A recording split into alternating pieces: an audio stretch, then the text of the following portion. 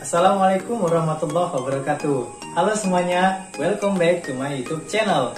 Di video kali ini saya akan membahas mengenai masalah pertanian. Nah, masalah pertanian akan saya bahas yaitu mengenai sistem pertanian organik. Nah, sistem pertanian organik yang akan saya bahas ini sangat cocok sekali untuk petani pemula untuk mengetahui apa saja yang harus diperbolehkan atau tidak dalam pertanian organik sendiri. Contohnya seperti saya sendiri sebagai petani pemula. Nah, hal yang akan saya bahas di video kali ini yaitu mengenai apa saja hal-hal yang diperbolehkan, dibatasi, dan juga dilarang dalam sistem pertanian organik. Mau tahu seperti apa penjelasannya? Mari kita ke video penjelasannya.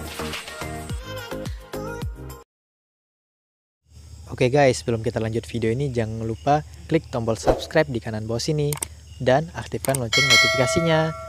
Sebelum kita masuk ke inti pembahasan mengenai hal apa sajakah yang diperbolehkan, dibatasi, dan juga dilarang dalam pertanian organik, terlebih dahulu kita harus mengetahui apa sih itu pertanian organik.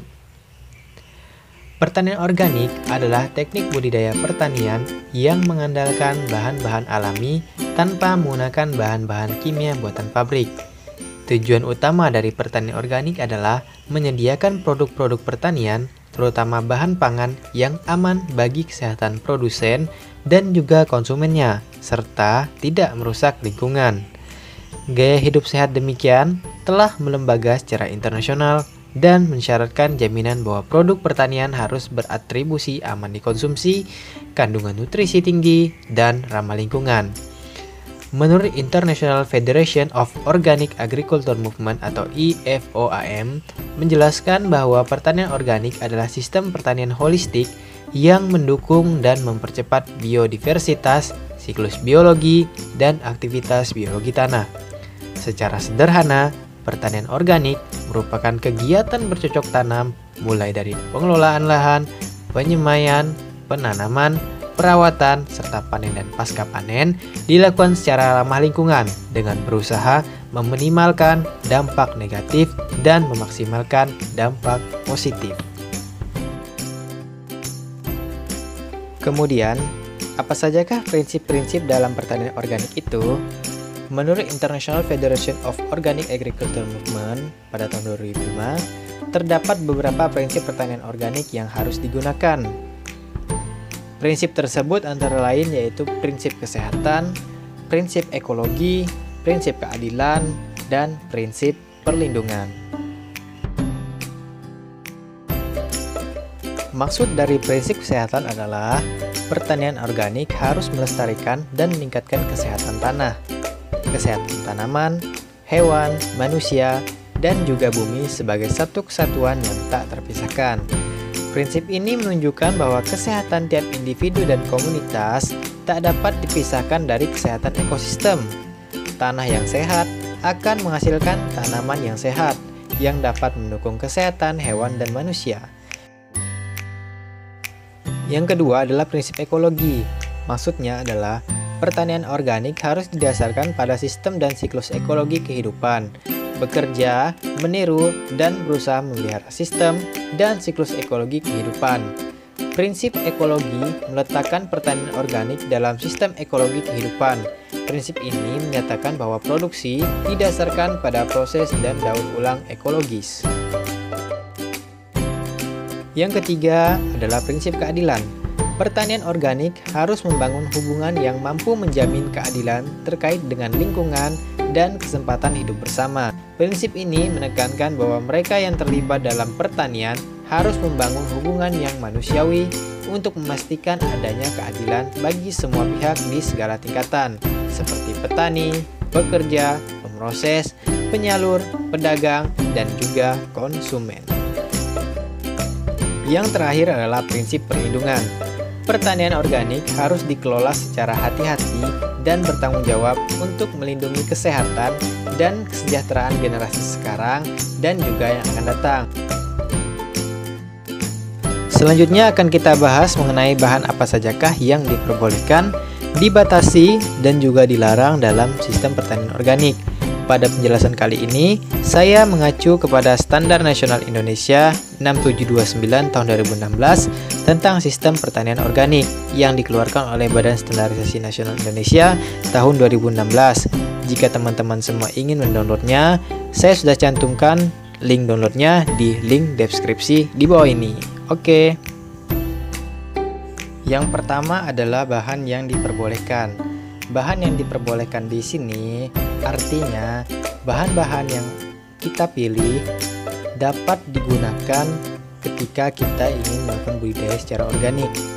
Bahan-bahan inilah yang nantinya dapat menjadi faktor kesuburan tanah menjadi lebih baik lagi. Bahan-bahan yang dapat digunakan antara lain pupuk hijau, kotoran ternak, urin ternak, kompos sisa tanaman, kompos media jamur merang, kompos limbah organik sayuran, ganggang hijau, azolla, Bruggreen algae, molase, pupuk hayati, rhizobium, bakteri pengurai, dan ZPT. Ke-14 bahan ini dapat digunakan ketika asal mula dari bahan ini berasal dari bahan yang organik pula. Misalnya kotoran ternak. Kotoran ternak harus berasal dari ternak yang dibudidayakan secara organik.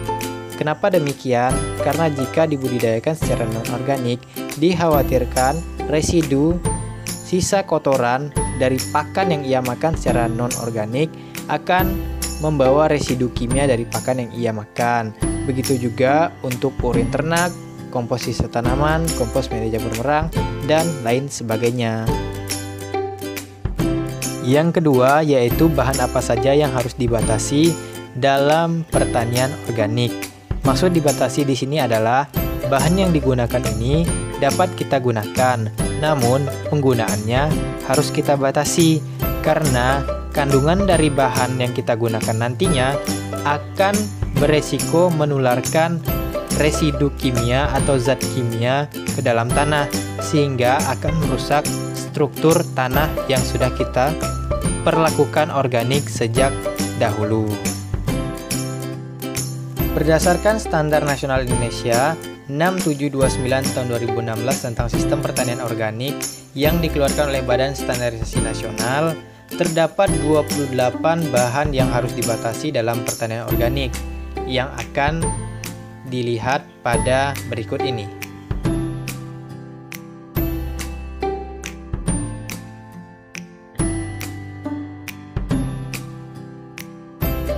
Mengapa ke-28 bahan tersebut dibatasi?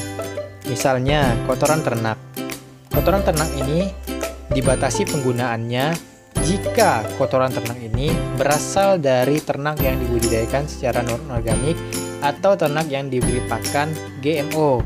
Hal ini beresiko kotoran ternak yang dihasilkan akan mengandung zat kimia yang jika digunakan pada tanah yang organik akan mempengaruhi struktur tanah tersebut.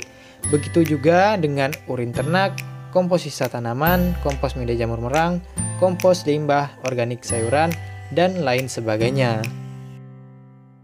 Yang ketiga, yaitu bahan apa sajakah yang dilarang dalam sistem pertanian organik. Mengapa dilarang? Karena bahan-bahan yang akan digunakan ini tidak boleh sama sekali ada di lingkungan sistem pertanian organik. Karena bahan ini mengandung bahan-bahan kimia yang dapat mempengaruhi struktur tanah di pertanian organik.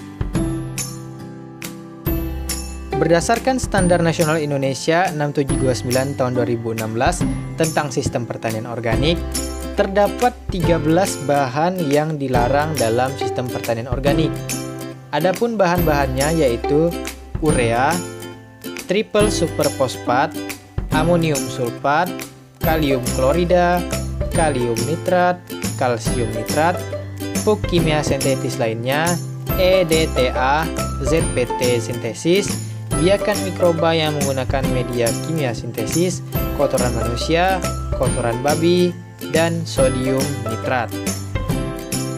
Sebagai petani pemula atau bahkan petani yang sudah melakukan budidaya secara organik, perlu diperhatikan kembali bahan apa saja yang digunakan dalam pelaksanaan budidaya pertanian organiknya. Apakah ketiga bahan tersebut sudah tepat sasaran?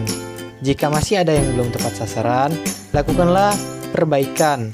Lakukan budidaya pertanian organik secara jujur, sehingga dapat menghasilkan produk organik yang berkualitas, sehat, dan juga ramah lingkungan. Nah, itu tadi penjelasan singkat dari saya mengenai sistem pertanian organik. Meliputi apa itu pertanian organik, prinsip-prinsipnya apa saja, serta hal-hal yang diperbolehkan, dibatasi, dan juga dilarang dalam pertanian organik. Semoga video singkat ini dapat bermanfaat bagi teman-teman semuanya. Jangan lupa untuk komentar di bawah ya sebagai bentuk apresiasi dan juga kritik saran terhadap saya untuk bangun channel saya menjadi lebih baik lagi. Sekian dari saya. Terima kasih. Saya akhiri dan Assalamualaikum warahmatullahi wabarakatuh. Sampai jumpa.